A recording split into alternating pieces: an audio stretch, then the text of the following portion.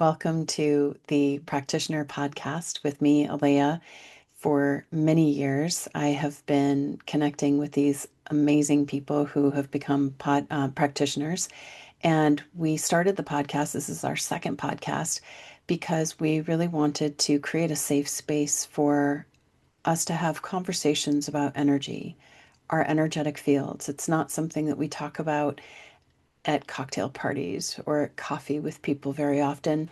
And so the intent is really just to start a dialogue of we have energy fields. Our energy fields are doing things that are impacting our reality. And this is a time for the practitioners who are incredibly compassionate, very gentle. There is a curiosity and a kindness that each one of them hold, where they will look at your challenges and they will share with you their insights. Because from my perspective, all of us have a different lens, and there's no right or wrong.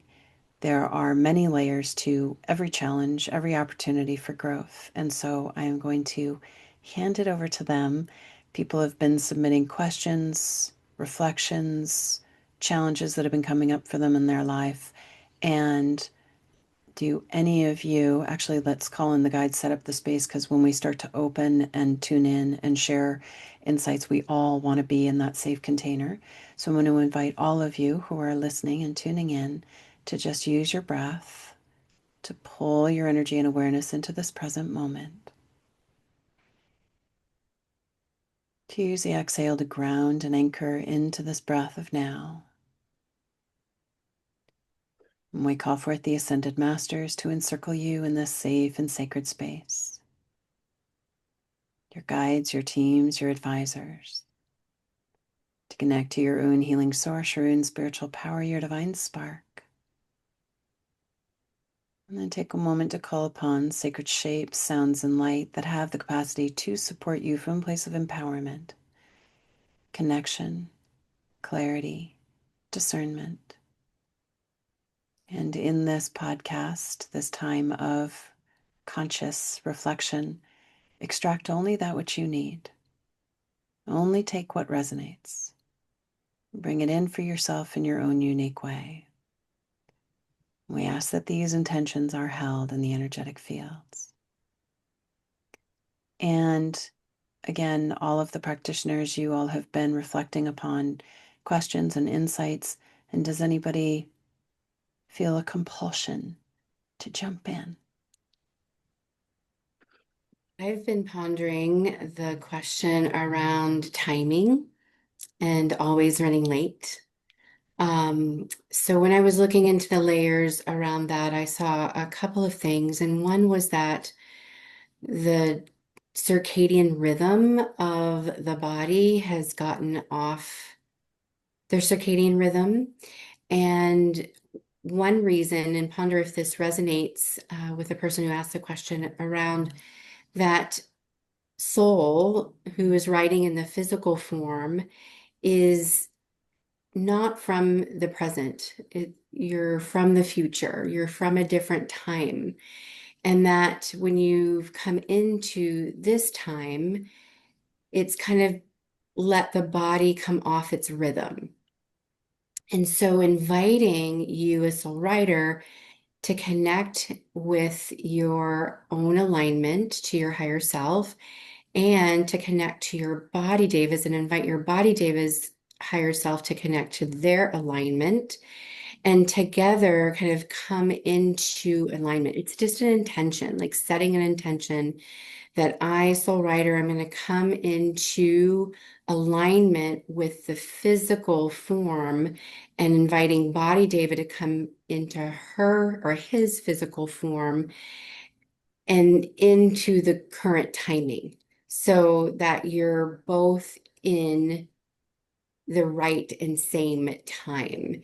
And that can then help you to not have to be running late or early or whatever you might be experiencing, but just coming into the present moment in current time with body.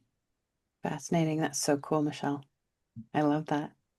So essentially, the body was getting negatively empathically impacted by the timing of the soul. right? Yes, right. Beautiful. Beautiful. And if that person who asked the question is in the podcast and you have any other questions or reflections about that that come up, feel free to share that in the chat room. Michelle, was there anything else on that? That is what I saw for that piece. Beautiful. Thank you. And welcome, Nina. I, I Winslow. actually, that question also kind of came forth too. And Winslow, can you repeat the question?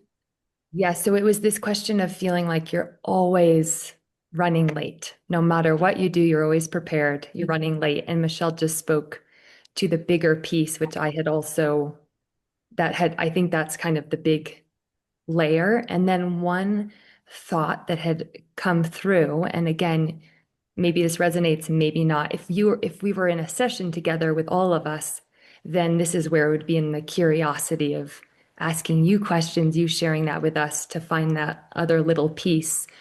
But maybe play with the idea, or you can ponder, was your mom late? Did you have family, anyone close to you who ran late in their life?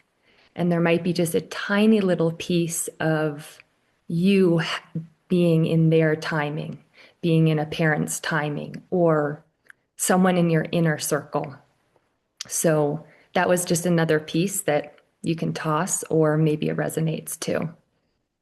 Very cool, Winslow. I love that. And as both of you were talking, I could feel like the energy shifting of like, oh yeah, that little thread. Anybody else on the timing piece of always running late? I could say one, try to keep it quick. So it's funny that we all kind of picked up something on this one.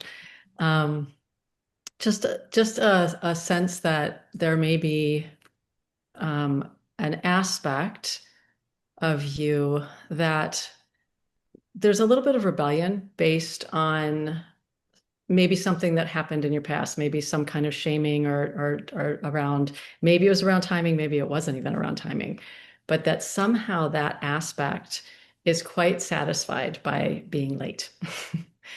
I don't know if that makes sense or not, but so Is it like a freedom, like they feel free or not controlled?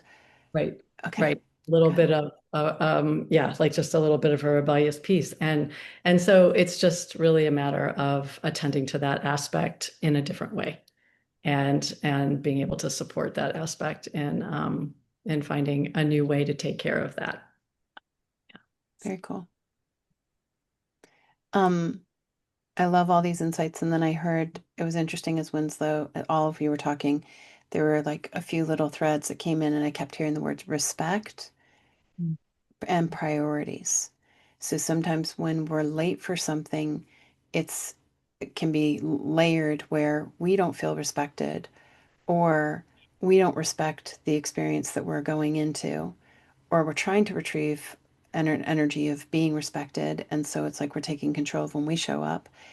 And then also, too, if we're putting our priorities like everybody else is a priority, or all these other tasks that are outside yourself a priority, and you're not a priority, then you might end up being late for things that you really do love and cherish. So feel into the possible thread of respect, priorities. As Michelle was talking, timing. As Winslow was talking, I'm going into altered state. Is the parent piece, if you were getting empathically impacted. And then Lord, I'm not going to recap each one of you. You're all geniuses and brilliant. Good. Anybody else want to share anything on, actually, let's shift to another question. Um, what's pulsing? Stara, do you have one? The one with the my daughter recently visited from the UK, and we've had a major falling out, and I'm still trying to figure out why. Do you have any suggestions as to what I can do to turn this around? All I know is she has changed a lot in recent years. When I look into this, the first thing I see is I actually see I see the distance of where she lives and where you live, and that distance has these two places have a very different vibration, and in it's not that there isn't that love, that childhood love, it's not gone. It's just has been kind of translated by the language of the vibration of where she lives versus the language of the vibration of where you live. And it's almost like you're talking two different languages. And that can feel super off.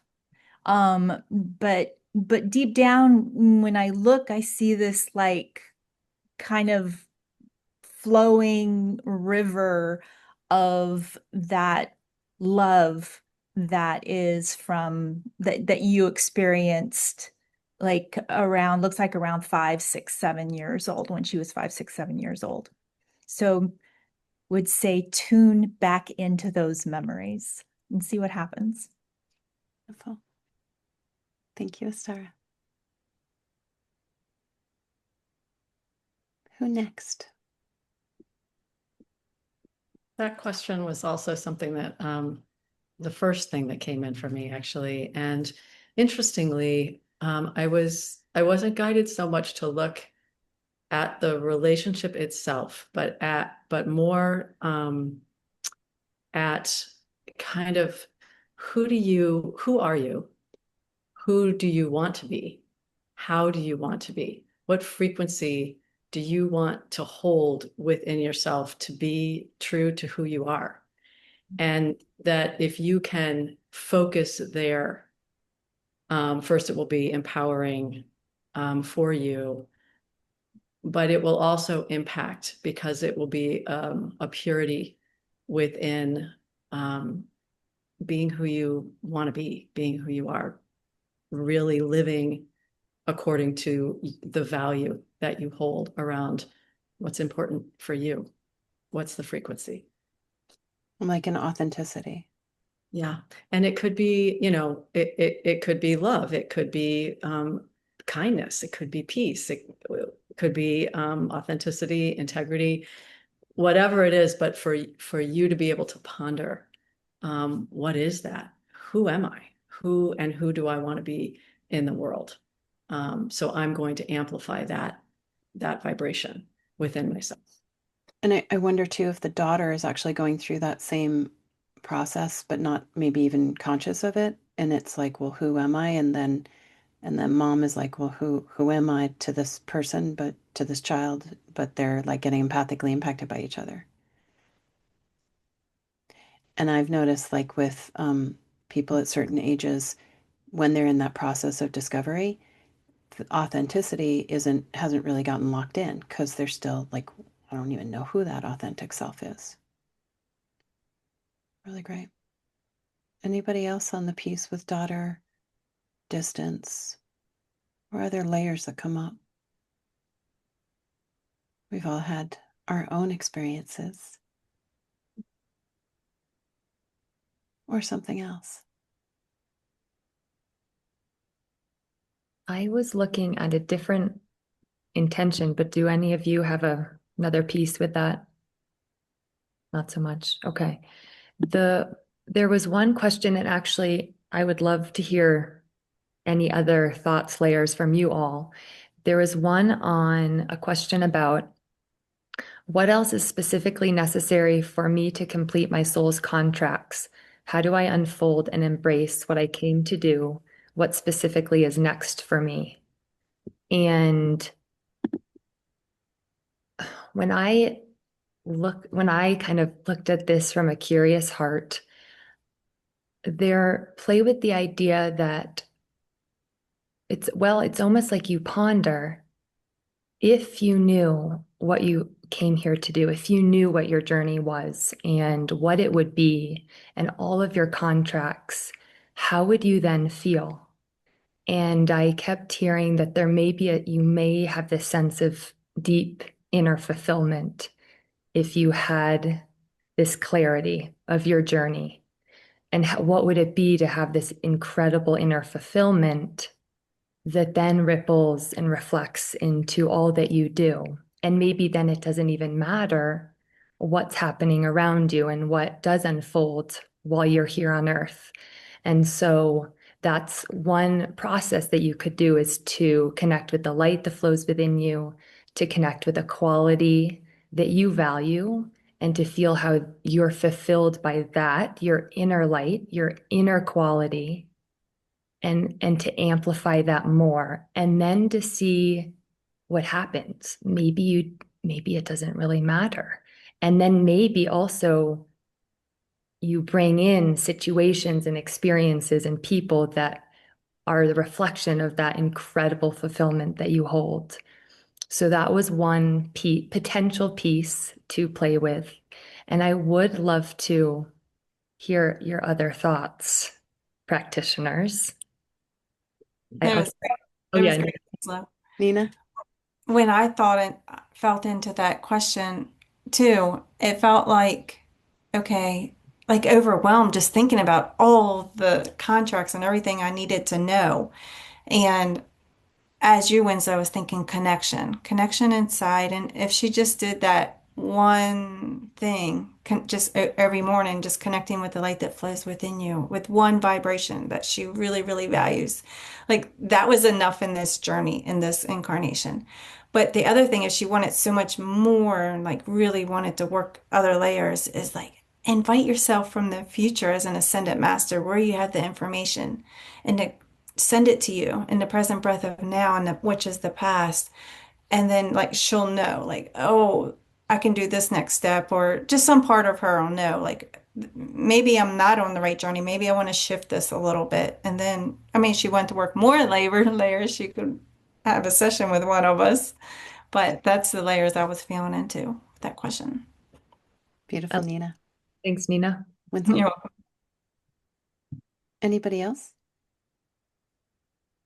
I want to say the same thing. It's so interesting that all that we've got this same look on this is to, pull yourself deep into your divine line, pull yourself into that light that is your being, that is, coming from where you began from, your spark. And there is such exhilaration and joy that I see for you when you do that, that it'll be just like, oh, this is nice. I don't care about anything else. That's so good. You guys are, and you're all talking about just step one. And what if we were doing step one at ascended master level? Right. So a lot of the times we're like, oh, just pull myself into my divine line. Well, that's boring. Yet that's the one, if there was only going to be one move that we could do, it's the most important one. And I think that often we get so eager to be further along that we miss the first step, and then it's a lot harder. Yeah. And this morning, I work with kids a lot. And so I was having them imagine their river of light filled with equality and then encouraging them to get in there. And it was fun being with kids. So it's something we could all do, is imagine that we're all children using our imaginations, because their imaginations are, all of ours are so amazing. And often we forget that our imagination with our energy fields and our intent helps us connect within. And so it's like, how imaginative can you be? Can you imagine your waterfall of light and then feel it? But it's like the imaginings first. What color is it today? Really to get into the imagination. And then there's a sense of feeling it more. So a wee message from your childhood playful self. That's so cool. When you said that, I literally was like, oh, I'm 6. And the 6-year-old isn't, they don't have all of these filters and blocks and walls and like, oh, I can only move my energy fields this way. It's like a 6-year-old. Restrictions are off.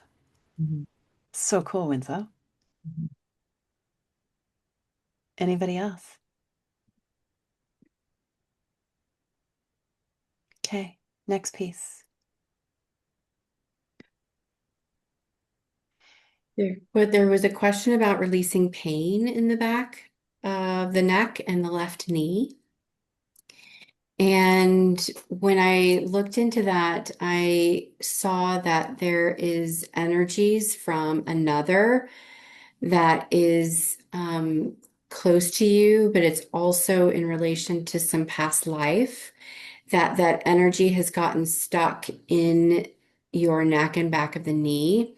And so to return all that energy, return the karma, return fragments in order to release that kind of hold that that other being has within their physical space. So there's an empathic aspect to it, as well as, just the energy of the other person in their space.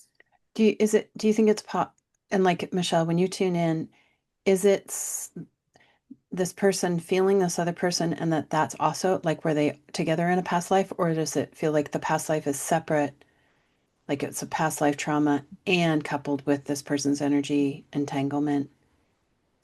Well, I saw that it was from this life, but there's also an aspect to a past life Got it. that they're holding. So it's both aspects, and that it's kind of got the grip really there strong because of that. And so they're getting impacted because of this energy of another that they need to clear up from this life and another life. Got it. Turn that back to Yeah. them. Fascinating. Anybody else? Any insights on that piece?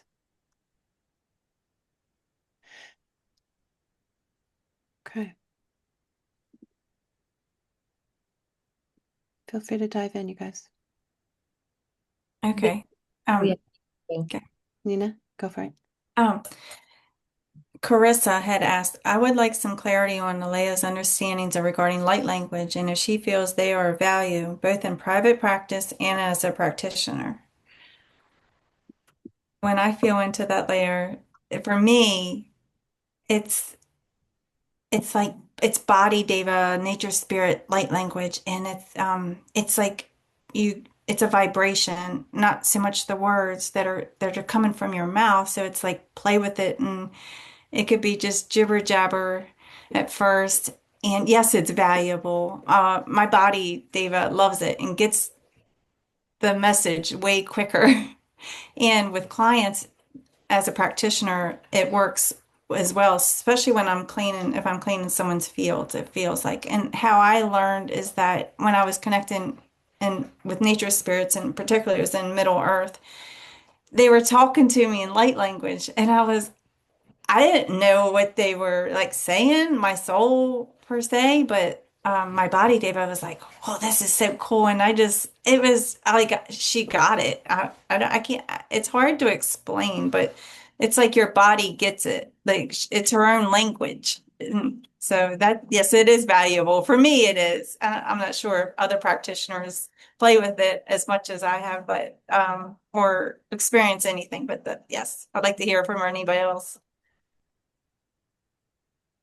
Um, yeah, light language. Well, first thing is it bypasses your mind.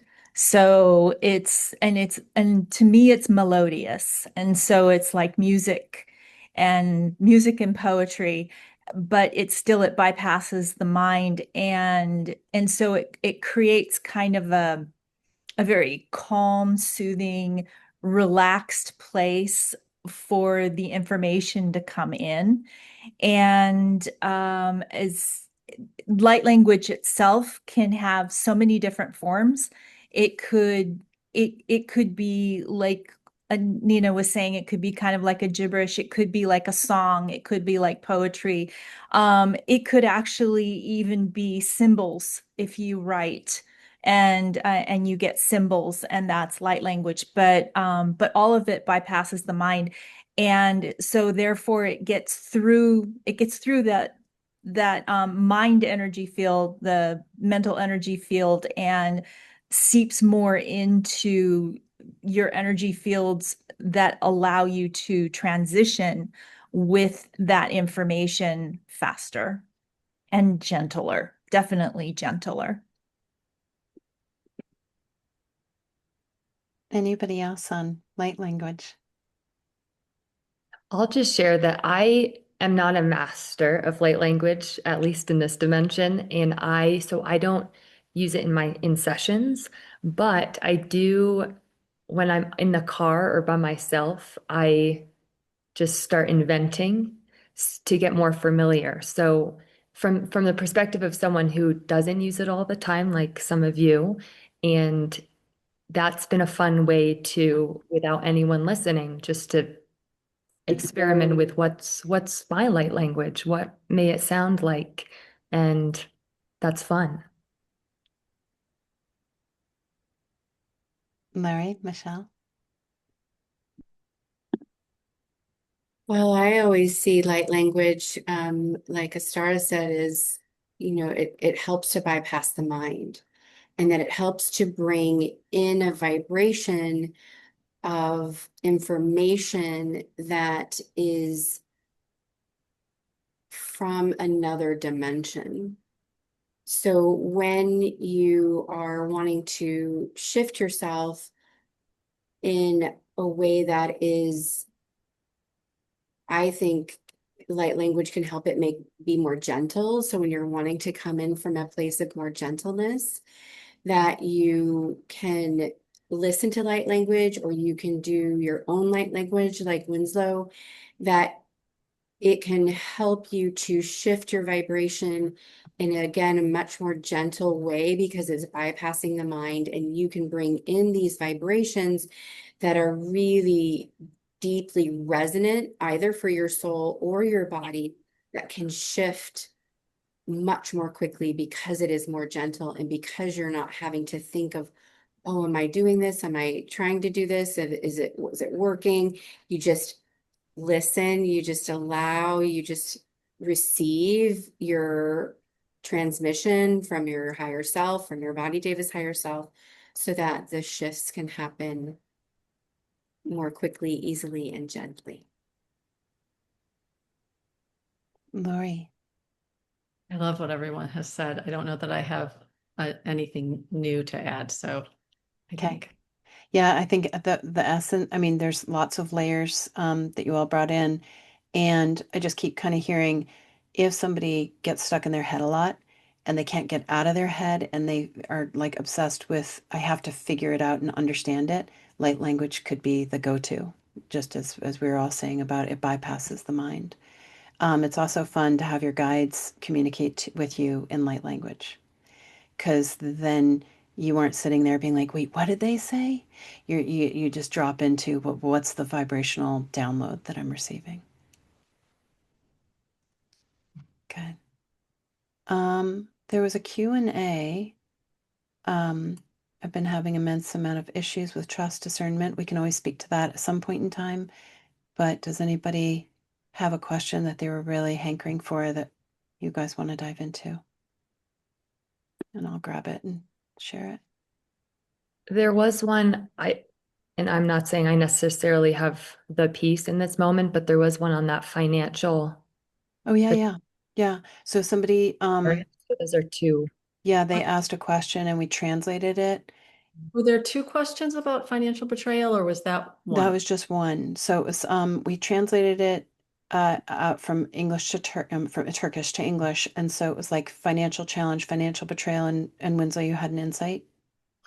I would actually need to go into my inner space to get that insight. So I could do that. And then if one of you, Astara, Lori, Michelle, did you guys? The star's like, hmm? The one thing that that came in on that, just with the first really basic question. So it was just about financial betrayal initially. And so when I just tuned into that, there was a past life component, and it felt like there would, with similar people, and that it would be beneficial to do some protocols around activating the spiritual lesson from that lifetime and reflecting that energy, that activation here in this dimension. So there was something around that for me. Makes sense. Also, just thinking about betrayal, it's if we flip it, which is it's like crank up the courage and then flip it to where are we betraying our own self? And though I keep thinking about commitment, where are we placing our commitment? Is it on your inner light or is it on other people? And so there may be a piece too on becoming aware of how much you may be committed to other people and the outer world and then betraying your own light. And so what would it be like to bring your commitment back to your river of light and to a quality within and commitment inside, which then may shift situations of betrayal. Yeah, and when it ties in with finances and home, right? If we lose money, if we lose home, we might have been committed to money and home. And now, if we don't have those things in the outer, the only place to come is deep to the core. Very hard, challenging, but Lindsay, you're right, like bringing it back to that commitment component. Find your home in your river. Yeah, Like, again, using your imagination to build your home in those qualities or in one quality. beautiful. Anyone else want to share any insight on that or other?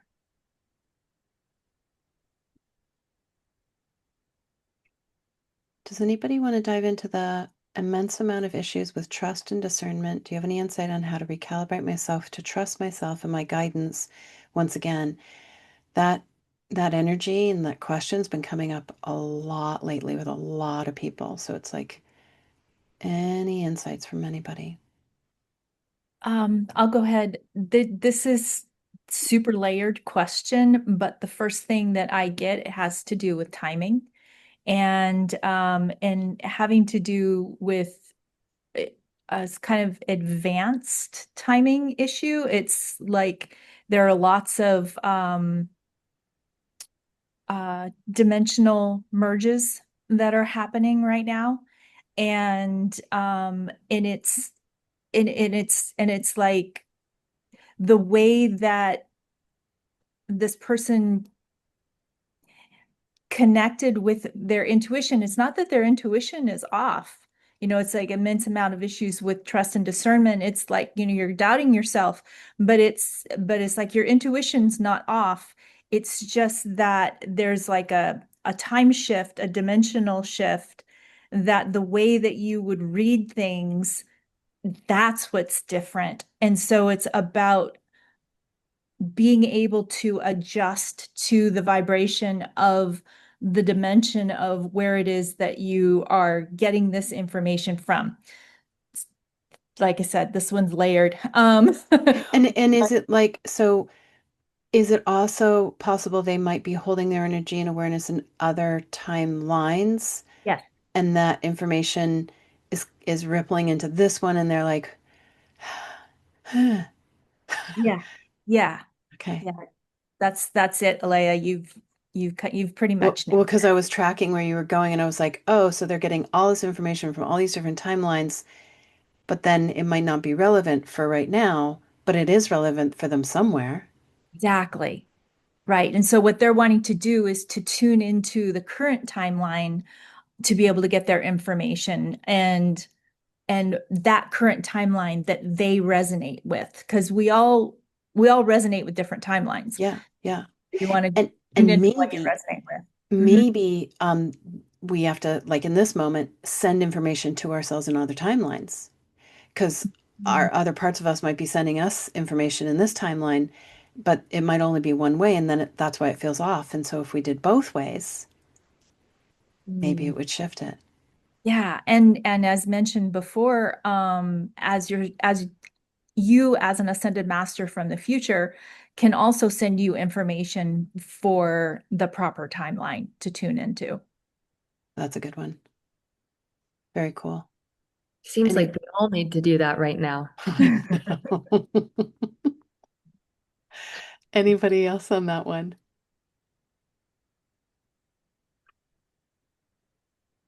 Okay. Somebody asked a question, how can I introduce myself to light language? And um, not to plug myself, but I'm plugging It's myself. CD. Okay. I have like 9 sound healing albums. And so you could go to Spotify or you could go to Amazon. There's the light language sound, what is it called? Light language sound healing, light body. Anyhow, Sounds True released it. It's on Amazon and it has a lot of light language. So either my albums or other musicians that have light language, and then just sing along, and then some part of you starts to bring in your own and really honor your own dialect too. We all have our own dialect. There's some people that I've tuned into and I listen to their light language and it's like, and they're usually very excited people in general because their light language kind of matches their vibration, their tone. And then some people's light language is like or Celtic or Native American or Hawaiian. So just honor whatever comes through for you. Any other? We've got a few minutes left. And in our let's 5-10 minutes, does anybody want to share insights, suggestions about how to hold ourselves right now with the energy? We've got the full moon coming up on Thursday. We have Mercury retrograde starting on July 17th. We have Lionsgate on August 8th. Any suggestions or insights that any of you have been having? What I've been tuning into a lot is come back to my core, come back to my core. Like it seems like almost every few minutes, I'm having to remind myself to come back to my core. And I think that's going to be really important in these next few weeks is to really be in our own river of light. So using our breath, using our inhale to call ourselves in. And the other part that I've really been working on is to release.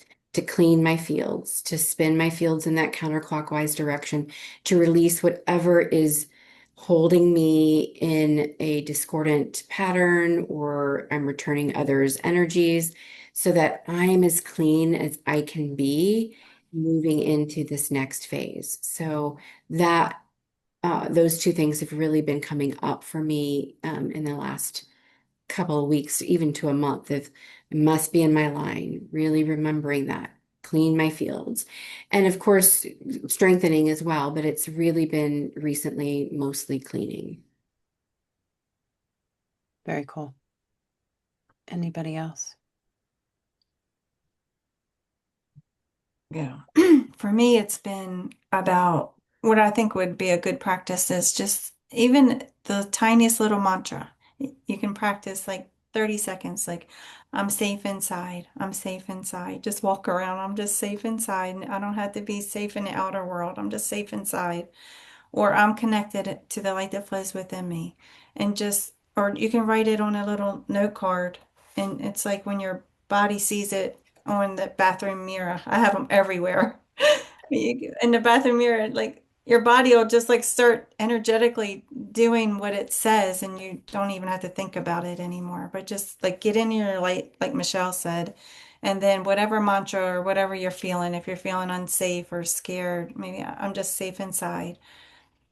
So whatever practice like you're feeling and validate your body to give us feelings. That's always important too. Nina, as you were just talking, I saw another thread that I hadn't seen before.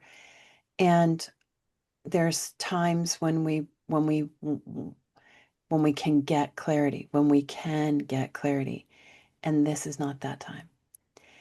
And when we're in a release and a recalibration, we want to kind of hold off on pushing the clarity button and just let yourself be in that release, that reinvention process. And then the clarity comes in 6 weeks or 10. That's a good one. Yeah. Thanks for showing it.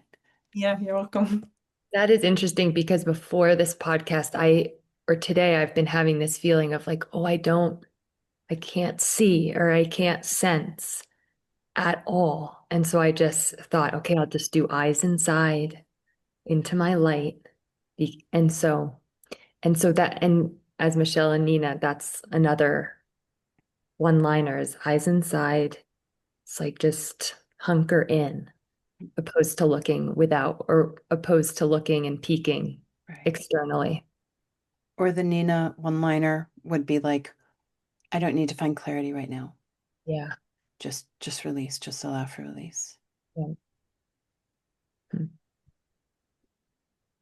Anyone else on insights and suggestions of how to hold ourselves in Love all the- turbulent times? I love all the different ways of kind of saying the same thing. It's lovely to have multiple ways of saying it and to have, yeah, different ways of saying it. And I know for me, coming back to myself and I right now and during this time, I need to be even more committed to making sure that that happens on a regular basis. So if I get distracted and I'm too in the world for whatever reason, I need to know that I have these times that have been set aside for me to come back to myself and to however long it takes, and if I can only spend a minute, then that's great. So these one-liners are really important. One thing that I love to say is I can't wait to see what good will come from this, because it completely shifts my perception from maybe I'm worried or I'm feeling fearful. And but if I say that, then it catches it and it's like, oh, but wait, this is going to be great. And yeah, so those are the things right now. I think, feeling my feet, connecting with Mother Earth, and just being present. And I love what a couple of people said, it's like there's been a lot of that release for me as well. And I've needed to remind myself as different things have come up that it's okay, just let it move through. Just let it move through, and just trusting the process of what's happening right now. Beautiful. In the Lori, on that part, I just have one little thing to say. It was like what's good in this? It's like, yeah, when a situation comes up that's like kind of gnarly and you're not sure, like, oh, it doesn't feel good, but like what, yeah, that simple sentence, just like, what is the good in this? It shifts and it brings back your power. Like, what's the good in this? Like, and just brings it right back to you. Like, you're looking for the positive. That was a good point. And to add on that, it's in these turbulent times, if you make a commitment to do just one tiny thing, just one little thing. The thing that came up while we were talking was having to do with social media. And it's like, okay, maybe I'm just going to, whatever your number is, I'm going to stay off of social media for this period of time. Maybe it's 10 minutes, maybe it's a half hour, maybe it's an hour. But whatever that is for you, that small little nugget of a commitment, doing that has a much bigger impact and a bigger shift right now. Good point. Yeah, I hadn't seen it in that. It's like you are in a storm and just one tiny little angle. The storm energy actually uses you to propel you in this really powerful direction. Yeah.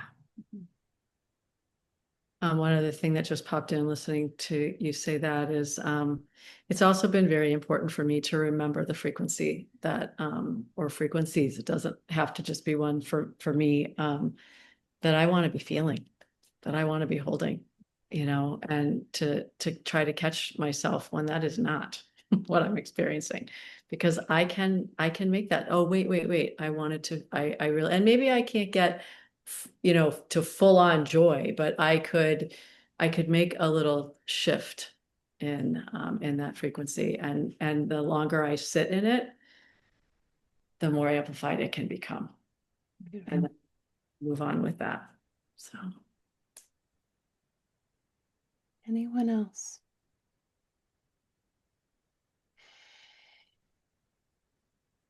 Winslow? I was only going to say if we were going to read any more, then there was one that was popping into my head, but I feel like maybe we're wrapped up for today. Yeah. Anybody else want to share anything before we complete?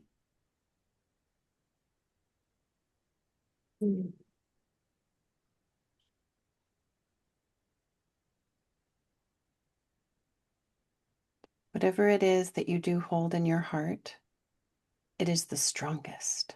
It is the strongest. It is the most harmonic. And so a lot of the times we navigate in the world with the majority of our awareness external. And that means that you have great awareness. And you get to redirect that awareness to the internal, that same amount of awareness internal. And so, whatever you think has been your weakest suit, explore the idea of when you redirect it, it ends up being your strongest suit and the thing that sustains you the most. And so, just tuning into what we've all been talking about today, the divine line, the core, the vibration that you hold inside yourself, as something that supports you more than anything in the outer world, and be most attached to that.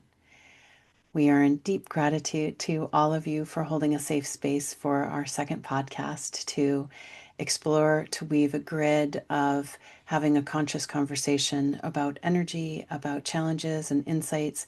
And we invite you to join us for our next podcast that will be 7 weeks from now. I do believe we'll send out emails and just thank you, thank you, thank you, everyone. Have a wonderful afternoon, evening, or morning, depending on where you are in the world, and gently wrapping yourself in sheets of rainbow light, sealing these vibrations, these insights, these shifts in to the degree that it's appropriate for you and to the degree that it serves you. And I am in deep gratitude to each one of you practitioners for holding the light, for modeling and encouraging. Oh. Thank you. Thank you. Thank you.